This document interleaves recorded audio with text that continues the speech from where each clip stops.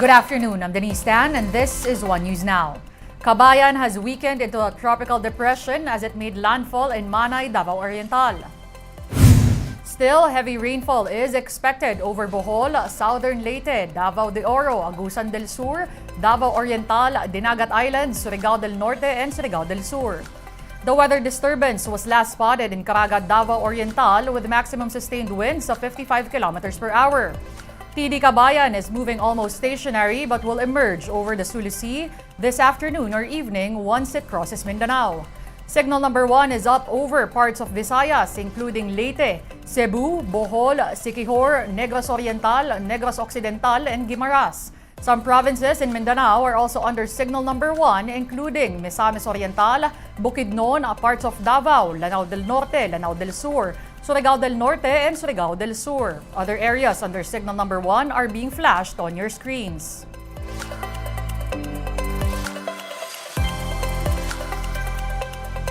Downpour has resulted in class suspensions in several areas.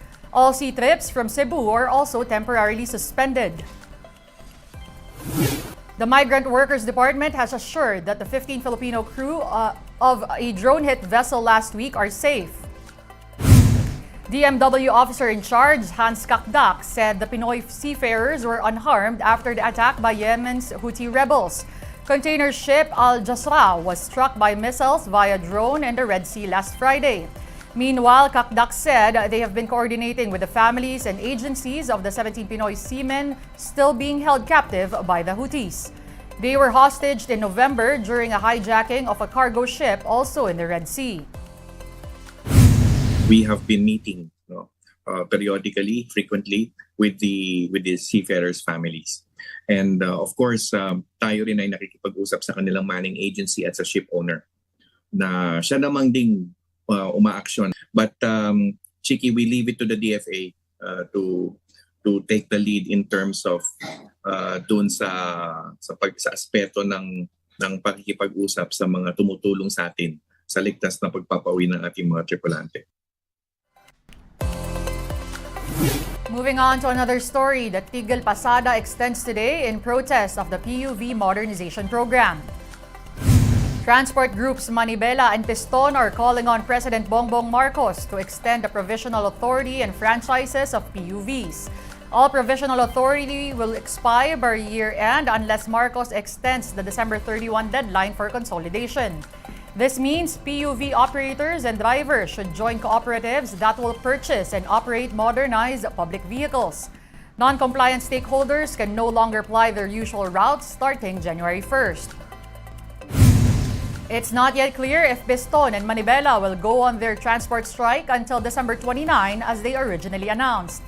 But for today, there is a Tigil Pasada. This morning, several commuters were stranded along the Novaliches-Blumentritt route due to lack of jeepneys. Some Manibela members have also been spotted encouraging their fellow jeepney drivers to join the protest. It was the same scene in Bagong Silang, Caloocan. Several passengers awaited longer than usual for the jeepney rides. The supposed 12-day strike is seen to worsen traffic, especially in Metro Manila amid the holiday rush. Time to take a quick break. One News Now will be back with more stories after that. Stay with us.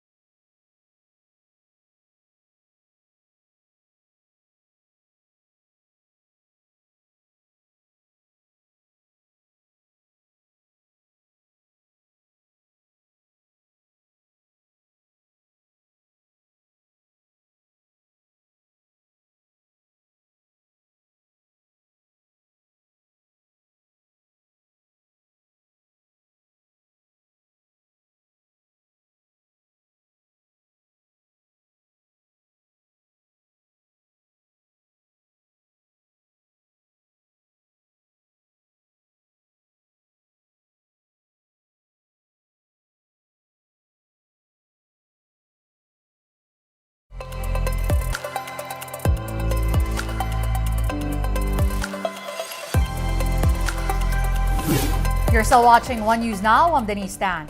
Israel is looking at a fresh dialogue with Hamas to recover more hostages in Gaza. A Reuters source said Tel Aviv's lead negotiator already met with Qatar's prime minister. Israeli Prime Minister Benjamin Netanyahu said he had given instructions to the team of negotiators. This development is on the heels of the killing of 3 Israeli hostages by their own military. The shirtless captives waved the white flags and were shot against their country's rules of engagement. The 3 were abducted from a nearby kibbutz Nir Am and were killed in Shejaya, an eastern suburb of Gaza City. The mistaken shooting fetched widespread condemnation, especially among the Tel Aviv locals. Another Israeli attack has been denounced by Pope Francis as an act of terrorism.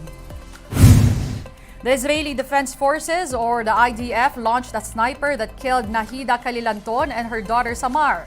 The 2 women were taking shelter in a Catholic church in Gaza. 7 others were wounded as they tried to cover each other from the strike. Tel Aviv is reviewing the incident and had no immediate comment on the words of the Pope, who turned 87 on December 17.